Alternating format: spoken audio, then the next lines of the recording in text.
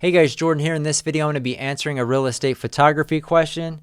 And today's question is most important gear for real estate photography. I guess it's not really a question. It was just, what I thought the most important gear for real estate photography is.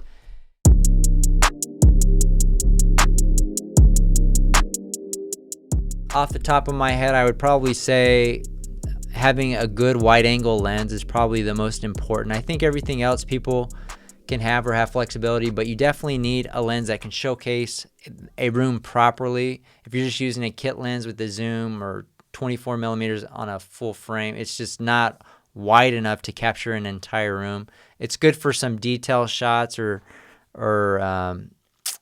different types of photography, but for real estate photography, I think that is definitely a requirement.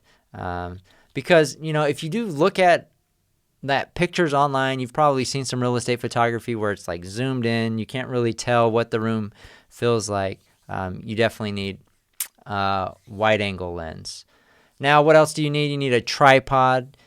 Because you're also typically doing multiple exposures of each image, and the last thing you want is your camera to be shaking and then always having to auto align or them not aligning properly, or having cameras shake on a long shutter speed exposure and then your image turns out all blurry. So you need a sturdy tripod as well. I think you can get away with a lot of different camera bodies. You can probably find some good ones for like $300. When I first started, I used the Canon 70D, which is an APS-C size camera body paired with the 10 to 22 millimeter wide angle lens by Canon. I think that full setup today would be around $500. So you can get started pretty cheap, and that's a really solid setup for real estate photography.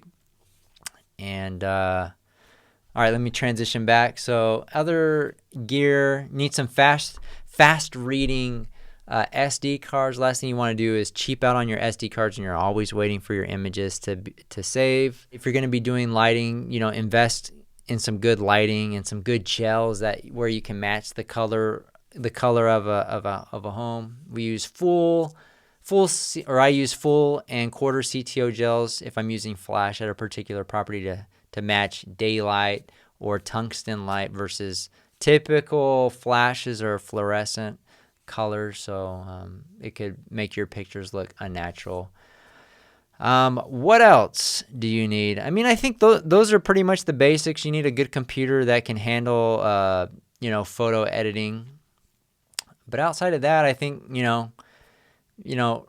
honestly, wide angle lens, whatever camera body you can find, that's over the last, even that 70D is over 8 years old now, and it's still a solid option. I think it's 20 megapixels and stuff. So wide angle lens, sturdy tripod, fast reading SD cards, and a solid computer to edit your photos, and you are ready to go.